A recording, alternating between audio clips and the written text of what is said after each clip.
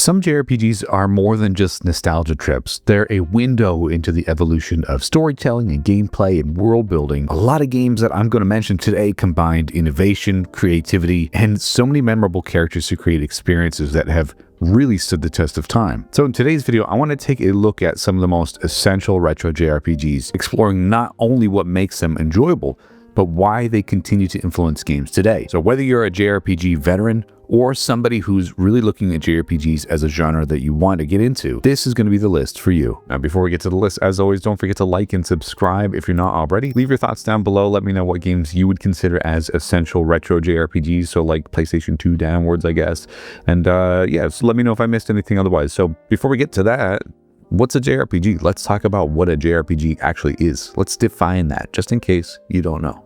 A JRPG, or a Japanese role-playing game, typically features turn-based or menu-driven combat, party systems, level progression, and mostly a strong focus on character-driven narratives. Originally, JRPGs were confined to games that were made in Japan, but now it's more so the vibe of the games, because newer games like Clair Obscur, Expedition 33, or even Sea of Stars, they weren't made in Japan. And by the way, neither was Final Fantasy IX. Doesn't make them any less of a JRPG. It's more so what they're trying to do. And beyond mechanics and stuff, these games offer carefully crafted worlds, memorable soundtracks, and compelling stories that are going to invite you to engage on both a emotional and strategic level. So let's take a look at the first game on the list.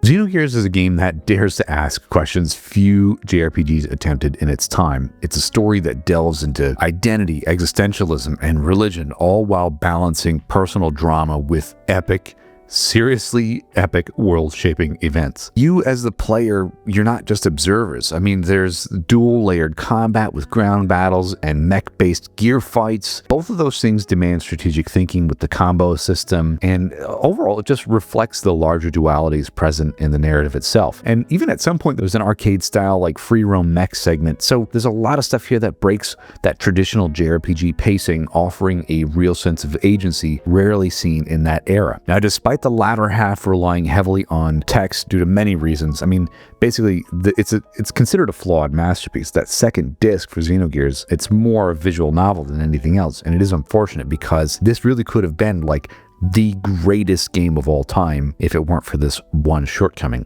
So the game's influence resonates in later titles that we see now, like Xenosaga, which I'm dying for a remaster, and Xenoblade Chronicles series, demonstrating on how storytelling risk-taking can elevate a game beyond just mechanics. Now, unfortunately, you can't really experience this really anywhere other than the original PlayStation or digitally through the PlayStation Network on a PS3. So it's a story that isn't the most accessible, and it's one that I'm dying to see a remake for. So hopefully HD 2D Xenogears at some stage. Square, if you're watching this, please make this happen. Next up is Suikoden 1 and 2. That's right, you get a twofer here. Suikoden's strength lies in its scale and the sense of community that it fosters. Both games you can recruit up to 108 characters known as the Stars of Destiny, and it turns the party system into like a larger social web where each edition feels meaningful, and not every character is usable in battle. They aid with your sense of building up the scale of your castle, which is your home base. So everything you do feels like you're moving forward, even if it's just recruiting a cook for your kitchen. And Suikoden 1 focuses more so on tactical gameplay and base building aside from the turn-based combat. And it really sets the stage for the second game, which deepens the narrative with some more personal stories intertwined with political intrigue. Suikoden feels like the foundation for what Suikoden 2 really did and hit a home run with, honestly. And beyond the combat and recruitment, Suikoden really shines in its ability to make you feel connected to this world that you're playing in. With Suikoden 1, there's army-based battles, which are like rock, paper, scissors. Suikoden 2, you have the army battles, which are more like this chess grid, and just this gradual construction of a rebellion trying to conquer the evils of the world in both games. This all combines to create so many layers of strategy. And again, like I said before, with the characters, there's so much happening here with character interactions, ensuring that the story never loses its human touch. So the mix of large-scale conflict and some of the more intimate moments make it uniquely immersive. Thankfully, both of these games, obviously you can buy in the original PlayStation 1. Suikoden 2 is incredibly expensive, but now we do have the HD re-releases, making these classics more accessible to modern players, allowing a new generation of players to experience these sweeping stories and complex gameplay. And the HD re-release is a lot cheaper. Golden Sun 1 and 2. Man, I loved these games so much back in the early 2000s. Golden Sun 1 and 2 really demonstrate how handheld consoles can deliver experiences as rich and immersive as their console counterparts. Maybe not that much of a deal now, of course, because most things are playable like on handheld systems like Steam Decks or Switches or whatever else, but back then, some people might have thought of the Game Boy Advance as an inferior system, but just because it was on lesser hardware per se, doesn't mean you were going to get a lesser experience. The synergy system of Golden Sun, which is like the magic system, allows magic to influence the environment. You can solve puzzles, reveal hidden paths, blending exploration and combat in a way that keeps you actively engaged. And these two games form a continuous saga with interconnected stories where choices and character growth feel meaningful. I mean, you can even bring over your character save data from Golden Sun 1 to 2. Dungeon design encourages critical thinking, integrating environmental puzzles with combat challenges very seamlessly. Its combination of colorful visuals for that time, it's so beautiful, strategic mechanics, and the honestly really great narrative set a new standard for handheld JRPGs. Golden Sun's legacy is super significant, influencing many later portable RPGs or JRPGs in terms of growth mechanics and story ambition, and thankfully now you can play them on the Nintendo Switch online if you have that, or the original Game Boy Advance cartridges. They're not super expensive, so it is certainly accessible, and these games are going to be experiences that you want to relive again and again. Final Fantasy VI.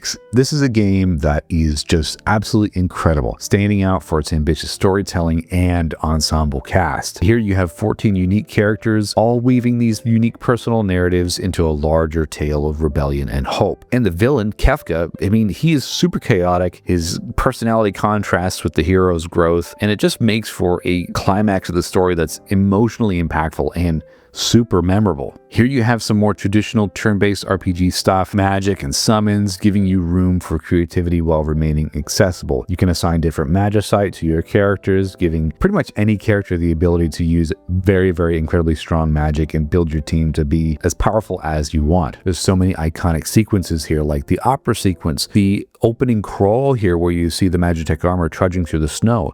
All this really just elevated storytelling in games, seriously setting a benchmark for narrative ambition.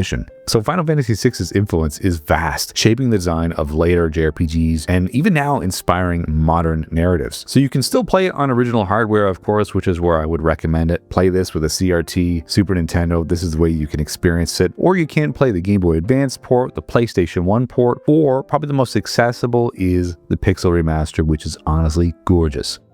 With the next entry, I'm going to pick something that I guarantee a lot of you might not have heard of. Terranigma. This is a game that was only released in the PAL regions and in Japan. Unfortunately, due to some business decisions with Enix, it never released in the US. So it's a game that sometimes flies under the radar, and it's a bit of a hidden gem. This is a unique perspective on like an action RPG game. Here you play as Ark in the underworld, and then civilization is just absolutely barren. Like the earth itself is a barren wasteland, and you have to go up above to the surface and restore the world. And each continent's revival is not just a story beat, but a gameplay mechanic, reinforcing the themes of life and death and civilization. And the game's balance of whimsy and philosophical depth really make it a memorable experience. So with exploration, combat, and puzzles, I mean, they all work in harmony, creating a world that feels alive and responsive as you restore it. And there's so many great narrative moments here that are punctuated by a very evocative soundtrack, enhancing immersion and making each milestone of restoration satisfying and impactful. And like I said before, never having been released in the US,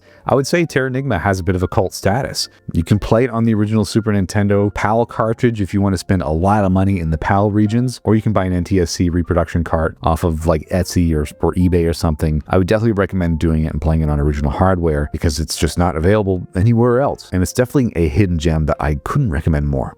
Now hang on, before we get any further in the list today, did you guys know that almost 90% of the people that watch my channel on the regular are not subscribed? So if you like this kind of video, if you like top 10s, retrospectives, all that good stuff, I would love to have you here for each and every video I release every single week.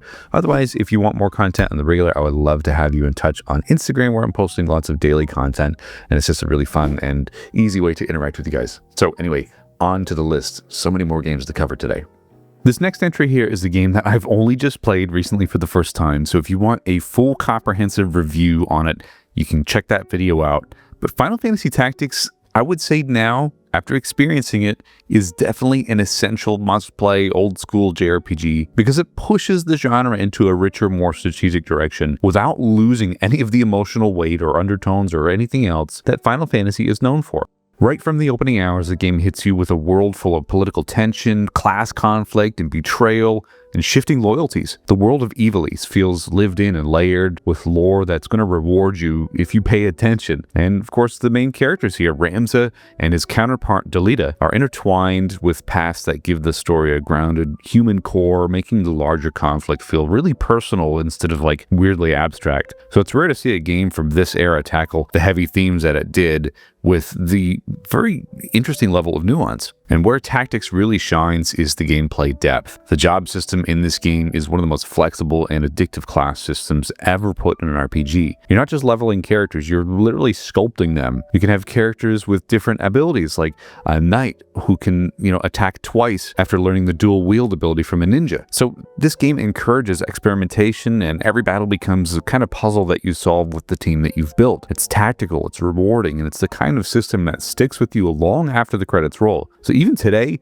very few games in this genre manage to nail this combination of freedom and strategy. And then there's the atmosphere, which is one of the most, I would say, understated parts of this game. The art direction, the world building, the isometric battlefields, and the soundtrack all blended in something that feels really unmistakably tactics. It carries this mature, almost storybook serious tone that makes everything feel like you're reading through lost chapters of a medieval epic. The battles unfold slowly and methodically, but the narrative is charged with emotion and tension. It's one of those games that pulls you in both intellectually and emotionally. And so for retro JRPG fans like myself, or if you haven't even played this before, Final Fantasy Tactics isn't just a must play, it's like a rite of passage. And where you can play it, you can buy the original PlayStation 1 copy, the PSP version of the game, or what I would probably recommend in terms of accessibility is the new remaster known as Final Fantasy Tactics Ivalice Chronicles. Wonderful game, wonderful experience.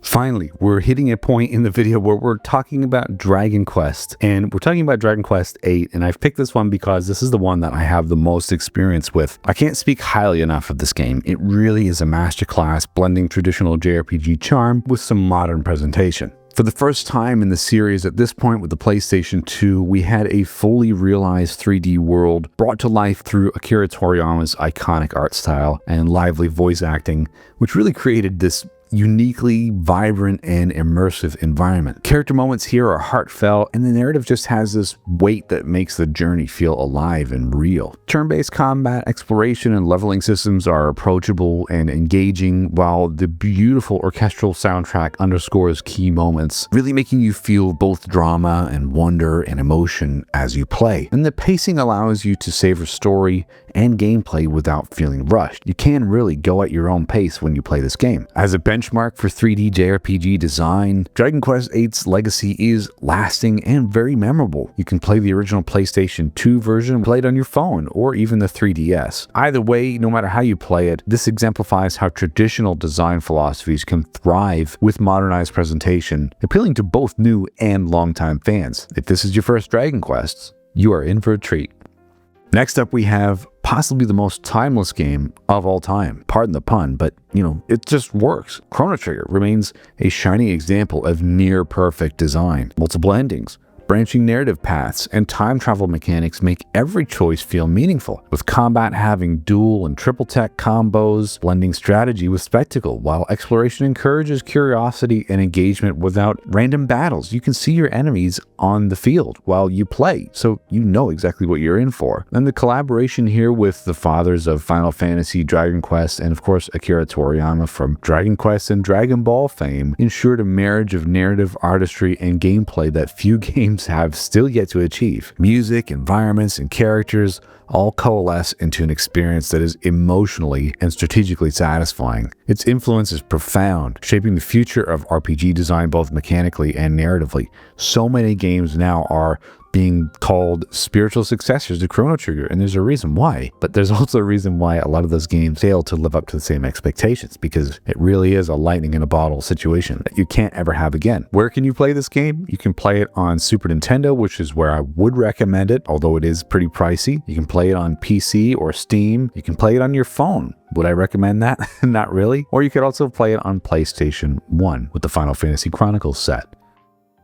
Okay, so the next few games, honestly, if you were a kid back in the early 90s, you know exactly what I'm going to be talking about here. It was a massive phenomenon, not just games, but also anime as well. Pokemon has been a huge deal since the late 90s, and if you were there when it started, you totally get it. They're not just classic RPGs, but they're basically a cultural reset in cartridge form. What made them so special back in the day was not just the monster catching hook, but the way that they invited players into a world that felt surprisingly alive for 8-bit hardware. Towns and gyms all had this unique sense of personality. Trainers had a fun little one-liner that stuck with you, and every route through the game felt like its own tiny adventure with surprises along the way. And the game's simple structure made it incredibly easy to pick up, but the team building choices and the elemental matchups like rock, paper, scissors and the encounter variety made it endlessly replayable. What's wild though is how cleverly the original games balanced freedom with progression. You're building your team, discovering new creatures, learning type advantages and disadvantages and strategies, and then slowly realizing there's this whole ecosystem behind the scenes. The sense of collecting and learning and improving is really the secret sauce of these original games. Nothing in these games is complicated, but you're constantly making these micro decisions that shape the feel of your party. You also do the link cable battles or trades. All these things turn the whole experience into a shared adventure, something that honestly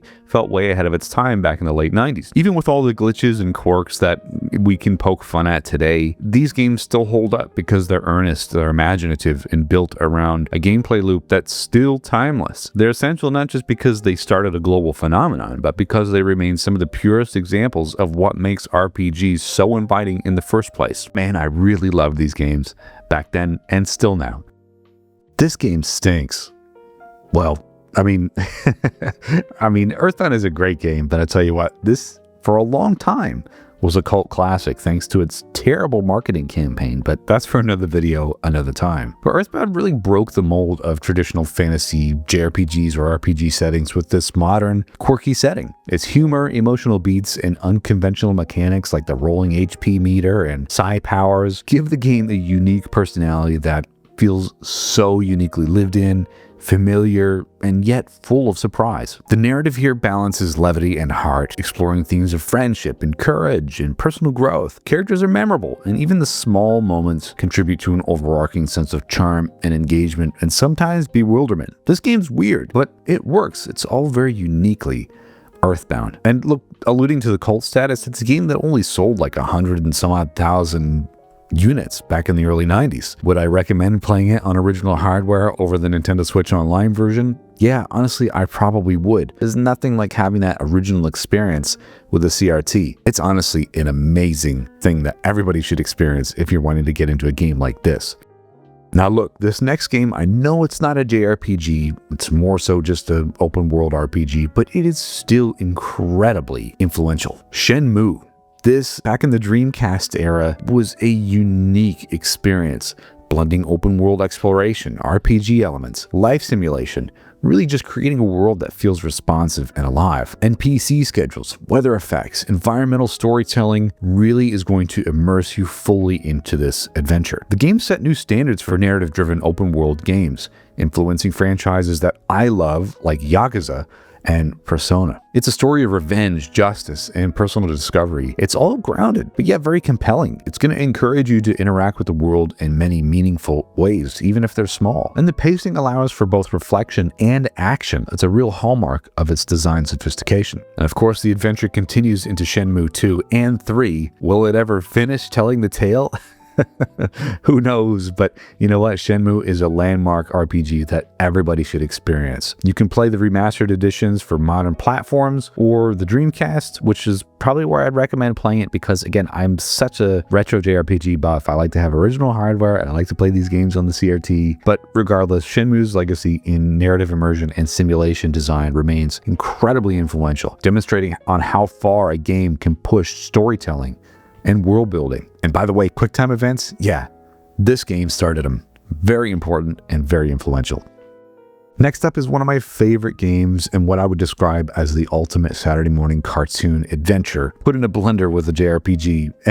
This is what you get. Grandia. Grandia is so full of heart. It's a story that's like this coming-of-age adventure enriched by characters who grow alongside you experiencing the game. It really is beautiful. And the battle system innovates with a blend of action, time, and turn-based mechanics, rewarding you with strategy and timing and initiative. This game has this bar that's at the bottom of the screen every time you fight, and you have the opportunity to cancel enemy attacks and really give yourself the upper hand in very important battle moments. It's one of the best battle systems you'll ever play, trust me. And the beautiful art style, upbeat tone, and cheesy voice acting add charm and approachability. Pacing here balances exploration and fighting and the story. It really just is a uniquely immersive experience if you get sucked into this world like I did. You can play it conveniently with the HD remaster or the original PlayStation or Sega Saturn version. Either way, it's a game that continues to delight, and I love it. It's honestly so heartwarming.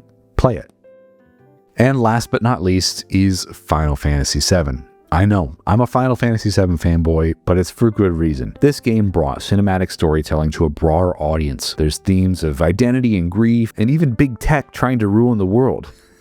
A lot of people say, take politics out of my game, but without politics, you don't have as compelling a story as this one, at least in the first half of the game. And speaking of the first half, Midgar is an incredible area, and plus the rest of the world is richly realized, offering great environmental storytelling and characters that really just enhance this plot overall. With combat and world design and narrative work, it all just works really well in harmony to create a uniquely impactful experience, whether emotionally or whatever else. So it's just wonderful. And the turn-based combat here with the materia system gives you a unique way to customize your characters. It's just a really fun way to play the game while you're experiencing this unique story. And Final Fantasy VII's influence on both JRPGs and gaming culture is so profound. I mean, characters like Cloud and Sephiroth are seriously pop culture icons now because of the impact that they've had over the years. Where can you play it? Obviously the original PlayStation 1, which is how I would recommend. Otherwise, there is the remake trilogy, which is in progress now, or you can play it digitally pretty much everywhere. Or if you even wanted to, you can play the original version on Steam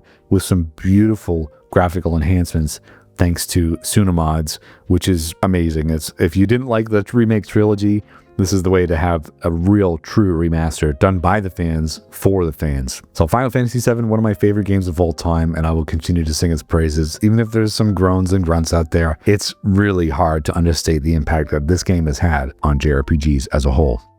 So that's my list, and I'm sticking to it. I know there's so many more games that I could have put on here, but I'm just trying to keep it, brief enough. I don't know how long this video is going to be, like 20 minutes at least. So anyway, thanks so much for your time for watching today. I hope you guys learned something. I hope this was fun and informative. Otherwise, yeah, we'll see you guys on another video next week. Bye-bye.